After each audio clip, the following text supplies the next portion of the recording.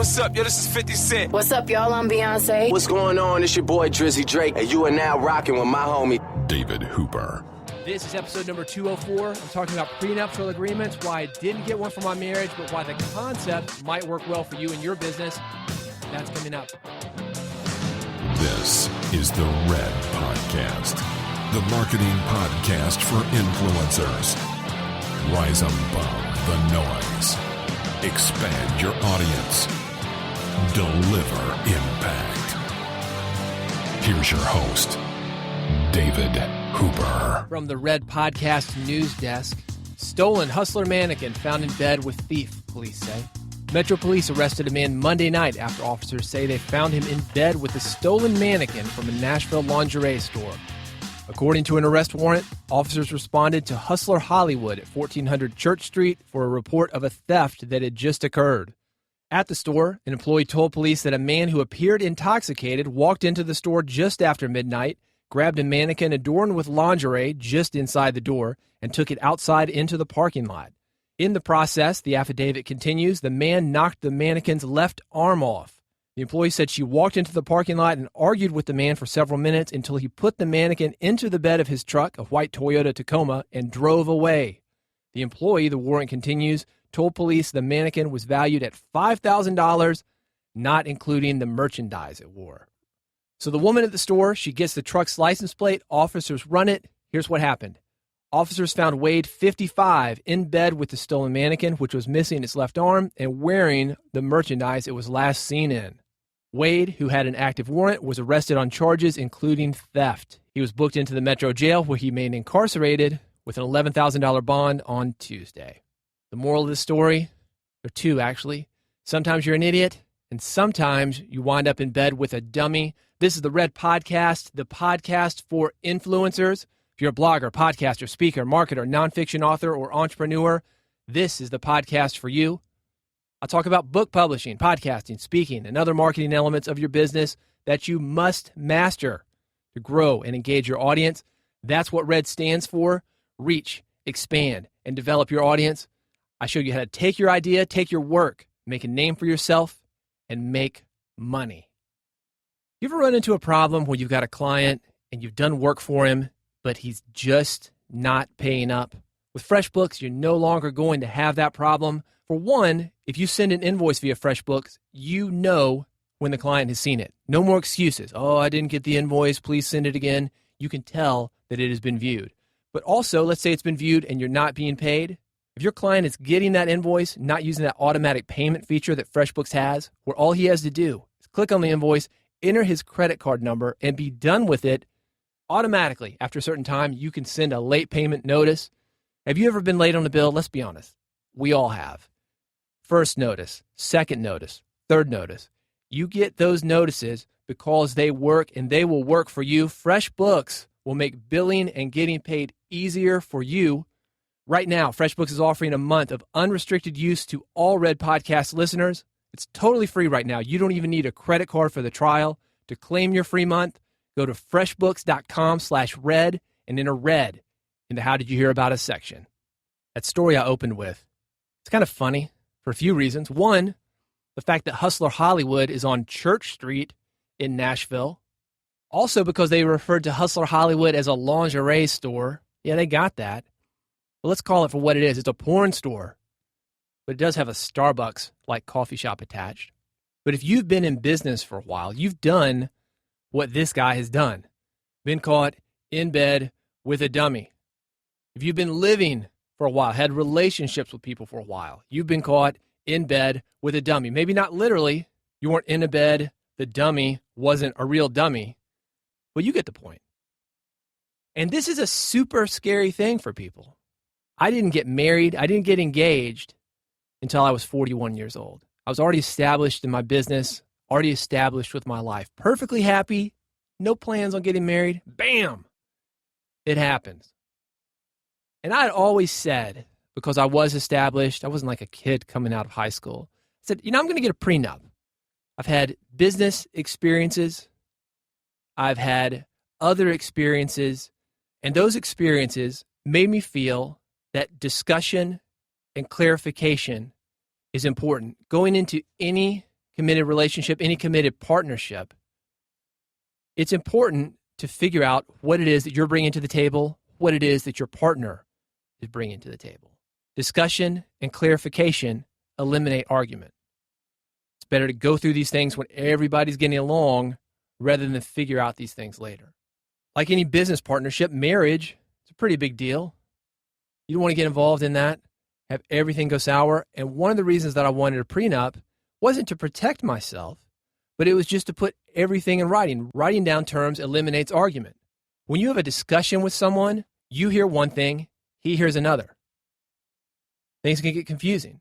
But when you write things down, you've got a document where you can go back. And I thought, yeah, that makes sense. Get a prenup, everything in writing. I'm bringing this to the table. I expect this from you. You're bringing what you're bringing to the table, and you expect this from me. I think any business relationship, you want things in writing. For example, a short-term relationship, an ad buy maybe. I'm going to buy 3 months worth of advertising. Your magazine comes out monthly. That's 3 issues. I want a full page. Here are the dimensions. Here's the artwork that I'm providing. Here's the payment schedule. Here's what I'm expecting you to provide. That's one example of a written agreement. I think partnerships where people are coming in saying, yep, I'm doing 60% of the work. I'm bringing 60% of the money in, so I'm getting 60% of this company. Those things are important to write down. So, of course, getting married, well, you're hoping that this is going to last a little bit longer than certainly a short-term ad buy or a medium length or even longer business relationship. Surely you're going to write that down, right? So when I got married, again, I'm 40-something years old. I'm almost 20 years in my business. I own various intellectual property. I've got copyrights. I've got trademarks. I've got books. I've got a music publishing catalog. I've got all the things that I've done for the previous 20 years. I've got the usual stuff that people have accumulated or at least tried to accumulate. Some money in the bank, retirements, stocks, a house. My fiance, now my wife, she had the same thing. She wasn't 20 years into the business. She was about 10 years in, but she had already had an established art gallery that she had started. She had had a series of 3 retail stores selling ecologically friendly clothing, hemp, repurposed materials. So why is it that 2 established people going into an agreement like this don't get a prenup? This is my belief when it comes to working with people, when it comes to relating to people, having relationships with people.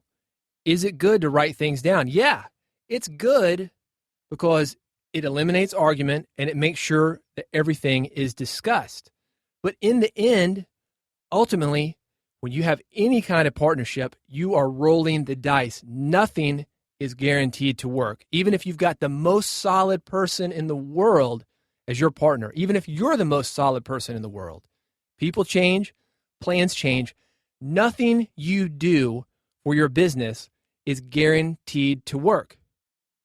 Yet guarantees, that's what we want. Funny story involving prenups. I've got a buddy of mine, he's an attorney.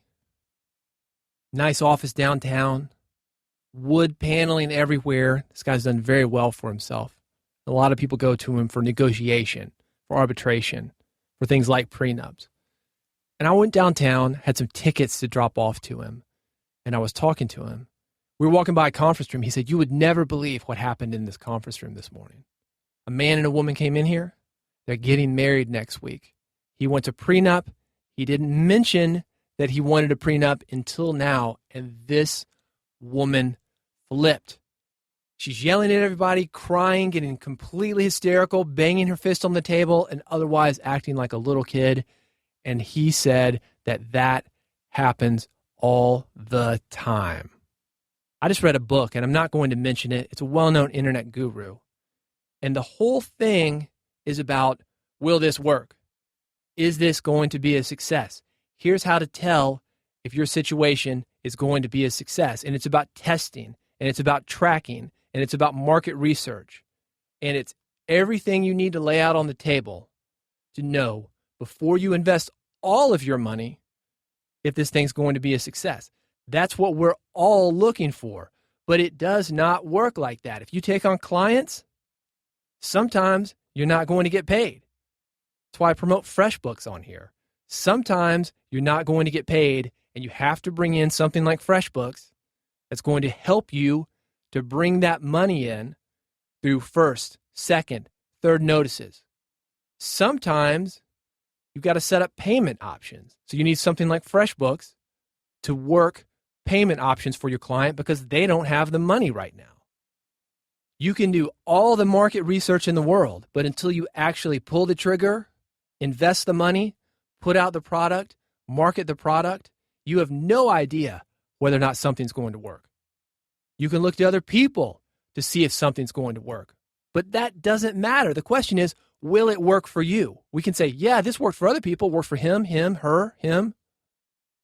But until we do it, we don't know if it's going to work for us. That's why I'm saying that sometimes you've got to roll the dice. Nothing's guaranteed to work. But think about how you're approaching these things. We approach things so cautiously.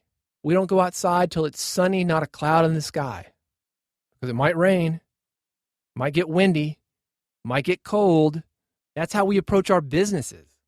Like some frail old lady who's afraid to go out in the rain because she's going to get wet, or the wind is going to mess up her hair. Yes, sometimes your hair is going to get wet. It's going to get messy. Sometimes you're going to get cold.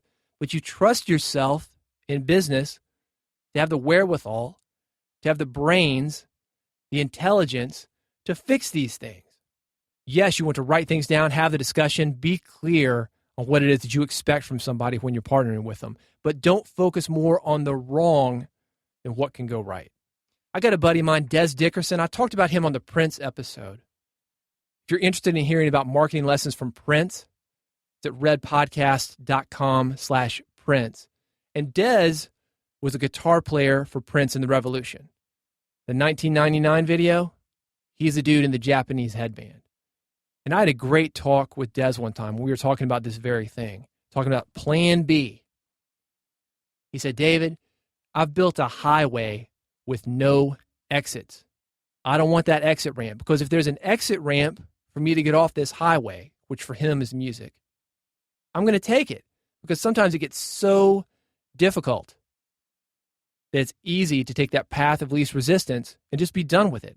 That's another great reason to not have a prenup where you know the exit strategy. Sometimes it's good to get in a situation, to stick it out, to make it work, to put that skin in the game that's going to force you to make it a success. You're way more likely to fail from not having stuck things out rather than from working on it too long. Now, that's something to be said. Sometimes we stick things out way too long. We're just way too attached to them.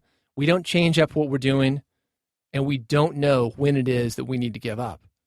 But more than likely, people give up way too quickly. It's another reason for you not to have that exit strategy, that off-ramp. It gets hard. We are imperfect people. We want the path of least resistance. Don't allow yourself to get off that easily. Think about these savings accounts that some banks have where they don't let you take out the money right away. There's a delay on taking out the money. You can't have that moment of weakness where you take out a substantial amount of money to get something that you may or may not need. And because of that, you've got to get creative on getting the money. I feel the same way about domain names. Because so many domain names are already taken, not having that option of the first domain name that we want, it makes us get creative. And that's how you come up with a concept like I did for my blog, 23hours.com. The concept being is that people are not paying you for the 1 hour that you work. They're paying you for the other 23 hours of the day that it takes to get there so you can do that work. Things work out best when you have one option. Things work out best when you have to dig a little bit. Too many options are confusing. Think about your day when you've got to get too many things done. What happens when you look at that big list? Sit there, look at it, feel overwhelmed, look at it some more. Before you know it, the day is over. You've gotten nothing done. You're much better off when it comes to your to-do list to pick out one thing, one essential thing, and focus on that. The rest of the stuff will get there, or you'll find out that it doesn't need to be done. It works itself out. But if you work on that one essential thing every day, the thing that's going to make you money, spread your message, make impact, that one essential thing, your business takes care of itself. Set yourself up with the right people, eliminate plan B, eliminate those exit strategies, and focus on what can go right. Hey, next episode, I read an interesting book. A buddy of mine told me about it. He said, have you seen this? It's called 10% Happier. It's about a guy who used to be a newscaster, flipped out on the air, had a panic attack in front of a national audience while doing a live television broadcast. Had to get it together at that point. Found meditation, wrote a book about it. It's called 10% Happier. It's a great book. I've got my thoughts on it, my experiences with meditation. Is it for you? Maybe. I'm going to talk about the good, the bad, and the ugly of meditation for entrepreneurs on the next episode of Red Podcast. If you want to make sure that you don't miss it, go to redpodcast.com. If you're on an iPhone or an Android, one click is all it takes to get Red Podcast delivered directly to your device. However you're getting your podcast, one click will make sure that you never miss an episode. That's redpodcast.com. If you got questions or comments, reach out to me at David Hooper on Twitter is the way to do it. If you've got episode suggestions, let me know at David Hooper on Twitter. Thank you so much for building the Red Podcast community. Look forward to see you on the next episode of Red Podcast. You've been listening to Red Podcast, the marketing podcast for influencers. Never miss an episode. Subscribe now with your iPhone, Android, or via RSS at redpodcast.com.